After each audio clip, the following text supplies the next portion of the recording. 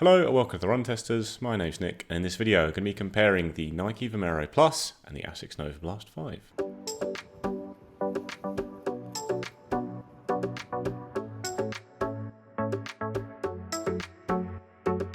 So the Vomero Plus and the Asics Novablast 5 are two of my favourite big cushioned daily trainers. They are among the only really big cushioned daily trainers that I really like. They are very comfortable, obviously, but they're also fairly versatile, just a shoe you're very happy pulling on every day. The Vomero Plus is the more expensive of the two shoes. It's £155 in the UK, $180 in the US.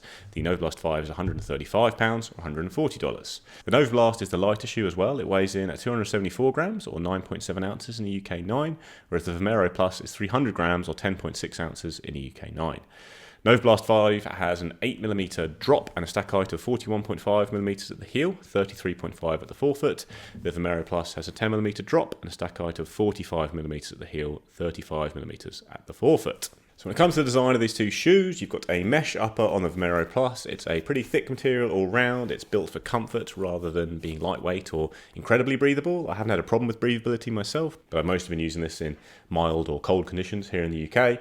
Lots of padding on the tongue and heel of the shoe. Again, that might be a bit of a concern in hot conditions, but it was fine here. It didn't feel too oppressive on the run at all, and you've got a fairly substantial internal heel counter as well to add some support. The midsole on the Vomero Plus is entirely made from Zumex foam, Nike's bouncy PEBA-based material. It's very responsive and lively foam, but also very soft and cushy underfoot as well. Then you've got a waffle tread outsole that covers most of the bottom of the shoe, reasonably thick layer, and yeah, great coverage here on the Vomero Plus. Then with the Asics Novablast 5, you've got a jacquard mesh upper. Actually feels and looks quite similar to the one on the Nike in terms of thickness and how much breathability there is, which is to say it's okay, but not amazing. And then you've got lots of padding around the heel. Again, probably a little bit less than on the Nike though, especially on the tongue. A much thinner tongue here on the Novablast, a little bit less padding around the back of the shoe. It's a little bit more stripped back around the top of the shoe than the Vomero Plus in general, I would say. And you've got an internal heel counter as well to add some structure to it. Then the midsole is made from FF Blast Max Plus foam. Asics has got a lot of these Blast and Blast adjacent foams in its lineup. I'm not exactly sure what this is made of, but it is a pretty well balanced foam. You've got a little bit of responsiveness, certainly a lot of comfort and cushioning, and it's certainly a touch firmer than the Zumex on the Nike, which helps a little bit with stability. Then you've got an A-Heart low rubber outsole. You don't have full coverage like you have on the Vomero Plus, but you have got pretty extensive coverage here. You're not going to get much of this exposed foam coming into contact with the ground, so durability shouldn't be a concern. When it comes to fit of these two shoes, I have a UK 9 in both. It's a US 10 with both Asics and Nike. That is the size I use across the Asics and Nike ranges, and I think the fit's very good. Very consistent sizing, I think, across their ranges, Asics and Nike, and these are both true to size shoes, I would say. I've had no problems with exactly the amount of room I would expect to have in a UK 9 with these shoes. Good amount of room around the toes, and the hold around the heel and midfoot is pretty secure as well. I've had no heel slippage, I've not had any hot spots, any rubbing or anything like that. They are pretty padded uppers, especially the Nike, so if you're looking in hot conditions, it might be a tad less breathable all round than the Asics, I would say, but hasn't been a problem for me. And all round, yeah, certainly very comfortable shoes up top, and I had a good fit in my normal running shoe size.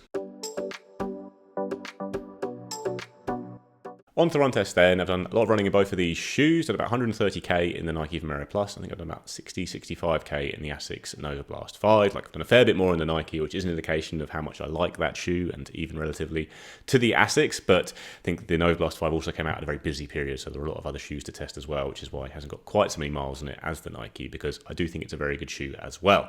I would say both of these are very accomplished cushioned daily trainers. They are comfortable first and foremost. They give you a lot of comfort, especially as the heel if you're a heel striker like myself. Lots of protection there as well, and then they have a nice roll through to the forefoot, and they both have fairly versatile ride for such cushioned shoes. You can pick up the pace in them a little bit. They are certainly daily trainers rather than just shoes I would class as purely for easy and recovery runs. I think you can do a bit of everything in these shoes because they have quite enjoyable rides at slightly faster paces. When it comes to differences between them, I think the biggest one that comes across to me on the run is the foams in the midsoles. With the Vomero Plus, you have got Zumex foam, and that is such a lively, springy foam. It doesn't always work on every single shoe, but in the Vomero Plus, it's tuned just right to give you that really lovely feeling of softness and kind of sinkiness softness as you land at the heel, but then it really rebounds quickly and gives you a lot of energy return as you come onto your forefoot. And that's very fun at any pace, really. Like at easy paces, it just helps you mooch along very comfortably with loads of protection, and then bouncing along rather than wading through soft foam. And then if you start to go a bit faster in the Vomero Plus, it does respond really well and gives you a lot of bounce off the forefoot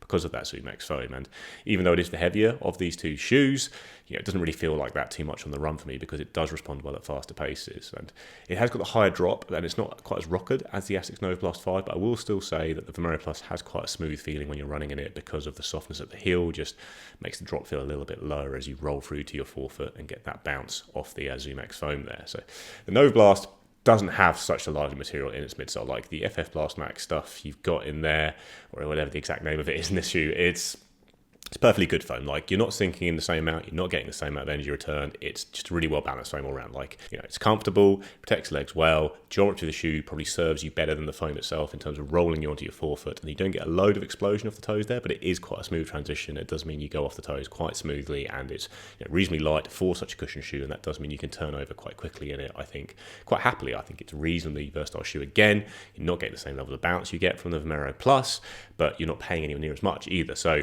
there is, I think, quite a clear step up to the Vomero Plus in terms of the foam and material used, but a step up in price as well. And actually, in terms of overall performance, the gap isn't that much. I think the Novablast 5 is still fun to run in and still pretty versatile for such a cushion shoe. I did do a short run wearing both shoes at the same time, and you do feel that softness and extra springiness in the Nike. Like, it's a shoe that's very noticeable on the run in a good way. Like, it's a shoe you pull on, you go, there's something special in that midsole here. I really am feeling the bounce from the ZoomX there. I'm feeling how soft it is at the heel, but I'm not feeling too wobbly or sludgy or anything like that, and then it is bouncing off the forefoot really well. Novablast is a less noticeable shoe, which is a good way in itself. Like, it does just roll through smoothly, gets on with it out of the way, it protects the legs, does its job. Very solid shoe, but the Vomero Plus is a bit more of a wow feeling, I would say, on the run. I think probably it is less stable though than Novablast, and I was running it both at the same time.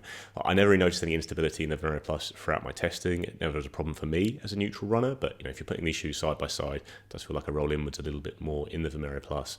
Again, not to an extent that will concern me at all, but if you're someone who likes a little bit of extra stability, even in a neutral shoe, the Novablast 5 would offer a bit more of that, I would say, than the Nike.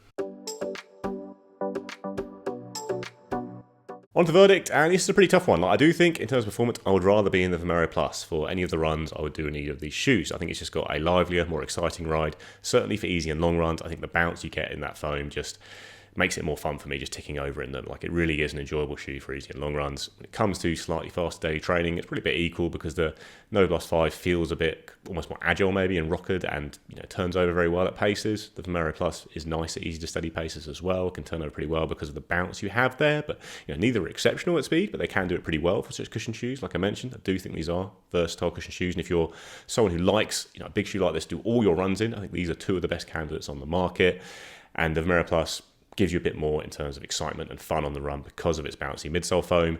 Novablast 5 maybe has a little bit more rockered feel, has a little bit more stability, and crucially is a fair bit cheaper, and that might be the key determinant here for you. Like, Novablast 5 is not an insignificant saving compared to the Vomero Plus. It's a little bit closer here in the UK, and at £20, I would get the Vomero Plus. I think it's proven itself to me as one of the most fun cushion shoes on the market. It's a shoe I'd probably put into my own rotation as the easy day, kind of daily trainer shoe that can handle a little bit of tempo stuff as well. I think it's the best on the market for that role. So for paying £20 more, I probably would do that. $40 more, it seems like quite a big step up. I'm not exactly sure the exchange rates, but that seems probably quite a lot more. And like I say, both will do that job as a cushion daily trainer almost equally well. So maybe the Novablast 5 might be worth looking at instead and making a bit of a saving. If end up in sales sooner than the Nike as a slightly older shoe, you might end up saving even more than that when you're comparing the two. So Novablast 5 certainly has a case. For pure fun factor on the run, I'd get the Vomero Plus. Overall performance, I think it's pretty similar. It might just come down to if you prefer the softer, bouncier feel over the Nike like I do, over the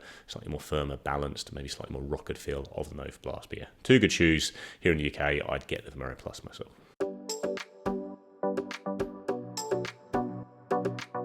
That's a comparison of the Nike Vomero Plus and the Asics Novablast 5. Please do dive into the comments to let us know which you prefer, if you tried both shoes or if you've picked up one of them, how much you like it.